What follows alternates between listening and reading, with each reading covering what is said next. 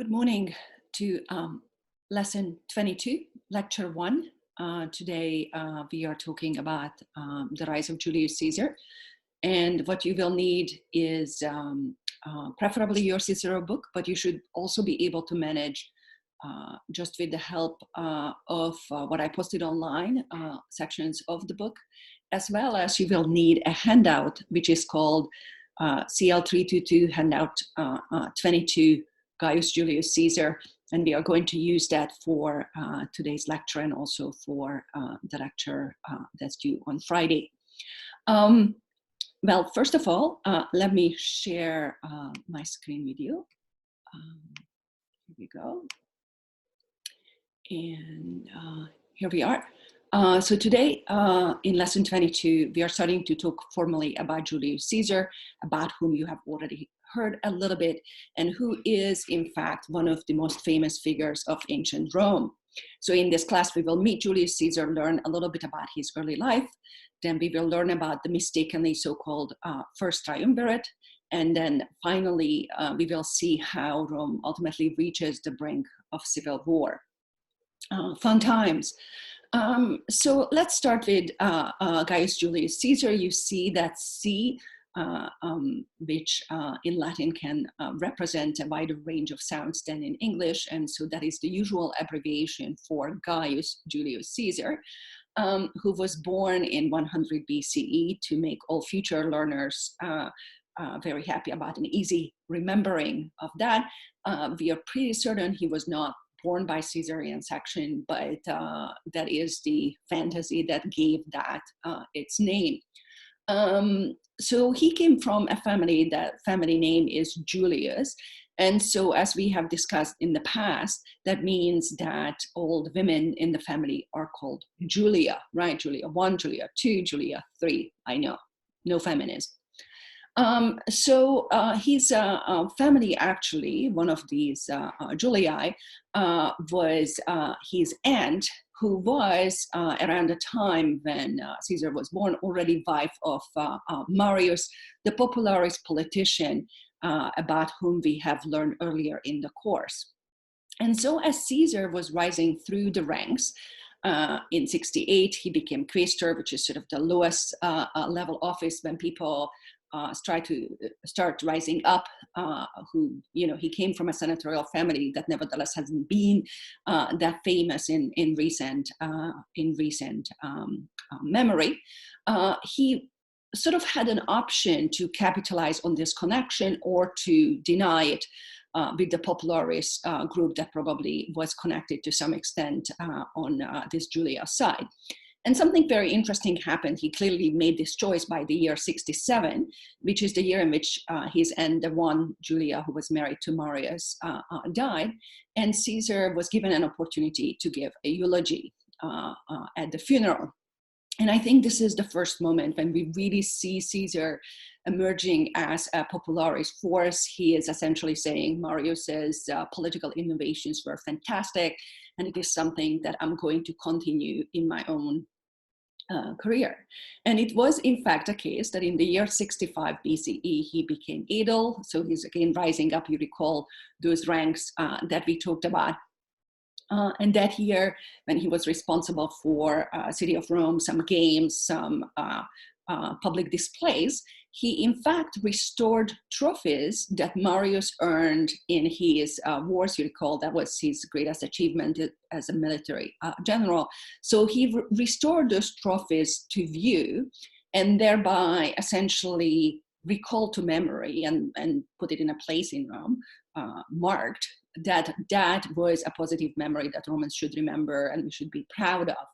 In addition, just in case anybody thought this was sort of one possibility only, he also displayed a gold statue of Marius for everybody to view, which is a pretty intense and unusual form of display in terms of really idealizing him as a fantastic leader. Now, we already heard a little bit about Caesar in our previous classes when we talked about how in the year of 63, when Cicero was consul, Caesar often presented himself with a sort of more cautious point of view in terms of what kind of punishments individuals should face in various situations. The first of those was, you might recall, the case of Rabirius, in which Cicero was more saying it's okay to kill people in a case of emergency, versus Caesar, who was saying, let's be more careful, and maybe it is not okay to kill people, even if it's a state of emergency in Rome. In addition, after Catiline's fellow conspirators were captured, again, Cicero was more in favor of the death penalty for them without a trial, versus Caesar was against that. So we see already that, while Cicero is sort of representing more and more an optimist viewpoint in this, Caesar himself is much more on the popularis side. And I think that one of the things that in America we usually sort of associate certain kind of political ideologies with certain kind of self-representation. One thing that happens this year that's also very interesting is that Caesar becomes Pontifex Maximus. And so Caesar wanted this. He actually, at this point, becoming a Pontifex Maximus, the greatest pontifex, is something that happens by election, which means, this being first century BC Rome, is that there is, some electoral corruption. And so he really wanted it. He really wanted to become the main priest in the city of Rome. And I think that's a pretty fascinating proposition, because again, in America, we would expect someone who is more like representing the kind of views we see in a popularis political move or perspective, would not be necessarily wanting to endorse a religious agenda. But this is not the case in ancient Rome. In fact, no matter whether you're popularis or optimate, you would be wanting to have religious legitimation. So for example, as a consul, you definitely would do certain religious rituals. But the Pontifex Maximus is ultimately the head of Rome's most important priesthood, and that's the role that Caesar gets in 63. And I think what's interesting about this is that there was an opening in 63, and that was obviously part of the reason that Caesar could try to get elected to this. But more interestingly is that we will see that the position of the Pontifex Maximus is later on something that will become automatically associated with emperors.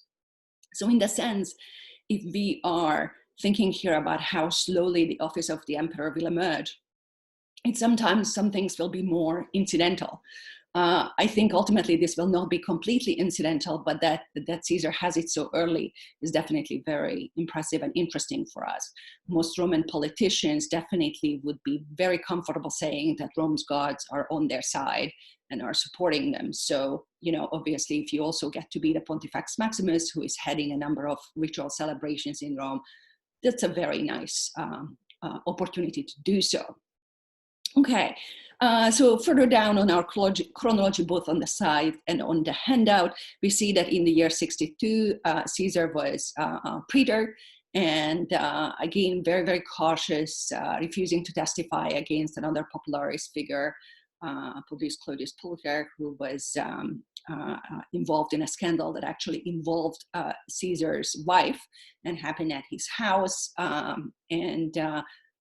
What was most interesting ultimately about it is that this was a bit of a loss of face for Caesar, because his wife was sort of caught in an affair with Pulcher, but he decided not to testify.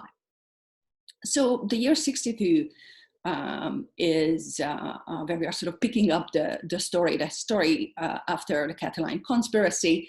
And this is a big year in Rome, because Pompey just returned after his huge Eastern conquest, in which, you remember, he essentially took a whole tour of the Eastern Mediterranean, created provinces, and came back incredibly wealthy to Rome. He really have lived the dream in that sense. And he sort of has options at that point. And one option would be just to march on Rome. That's what Sulla did. That's a very good way to get your political wishes fulfilled. Instead, he disbands his army. But it doesn't mean that he is completely free from any needs related to his army, because what do soldiers do when they go home? These are soldiers who have been away for 5+ years potentially. Like, what are they going to do with themselves? So he wants to give them land, right, to reward their loyalty and fighting for him. And so that's going to become a major political wish that Pompey has, that he will find very, very hard to fulfill. So in the following year, while Caesar will be away in Spain, Pompey will be able to get a triumph, which is a pretty big deal. You remember we talked about that's everybody's fantasy. But what he will not be able to get is land for his veterans. And so that's going to be on his agenda, something that he definitely wants to accomplish. There's one more thing I want you to notice on this slide, which is for the year 61, marks the office of Caesar as pro-praetor. And that's not a word we have encountered before. So that is a word that is actually put together of two parts, right? You already know one part of this word, and that is the praetor. That's the office Caesar had in the year 62. So one of the other problems we are facing, obviously, is that Rome had an excellent, system of offices, perfectly sized definitely for the city of Rome, maybe for Italy, maybe for part of the Mediterranean. But increasingly, we are running out of having enough officials to do all the administration that needs to take place. And so one of the solutions the Romans will come up with in terms of this problem is to develop these pro officials. So it doesn't mean that they turn professional. It's not like your basketball career is now really successful, so you go for pro, but it means that it's the year after you have served as a praetor, you become pro-praetor, and that's sort of just a way to take advantage of you for another year of work. And in this case, in Caesar's case, that will be a job that will be to take care of some military issues in Spain, and that's what he's going to do.